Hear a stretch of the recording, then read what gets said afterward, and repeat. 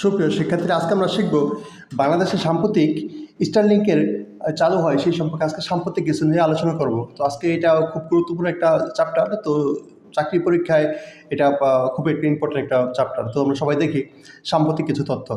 তো বাংলাদেশে ইলন মাস্কের ইন্টারনেট সেবা চালু।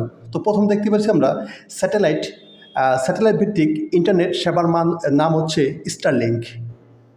ঠিক আছে, তা স্টারলিংকের প্রতিষ্ঠাতা হচ্ছে ইলন মাস্ক। তারপর স্টারলিংকের ইন্টারনেট সেবা দেয় স্যাটেলাইটের মাধ্যমে। স্টারলিংক উদ্দেশ্য হচ্ছে উচ্চতর গতির ইন্টারনেট ব্যবহার করা। স্টারলিংকের ব্যবসার অনুমতি দেয় বাংলাদেশের হচ্ছে বিডা, অনুমতি দেয় 29 মার্চ 2025 সালে। ঢাকায় পরীক্ষামূলকভাবে চালু করে 9 এপ্রিল 2025 সালে। ডাউনলোডের গতি হচ্ছে স্টারলিংকের ডাউনলোডের গতি হচ্ছে 25 থেকে 220 Mbps। বর্তমানের স্টারলিংকের সেবা দিচ্ছে বিশ্বের প্রায় 100টি দেশে। তো বিশ্বের প্রথম স্টারলিংক এর সেবা চালু করে যুক্তরাষ্ট্রে 2022 সালে। তো এশিয়ায় স্টারলিংকের সেবা চালু করে প্রথম মালদ্বীপে। আর স্টারলিংকের প্রতিষ্ঠাতা হচ্ছে ইলন মাস্ক, বাংলাদেশের পৃথিবীর সবচেয়ে বড় ধনী ব্যক্তি।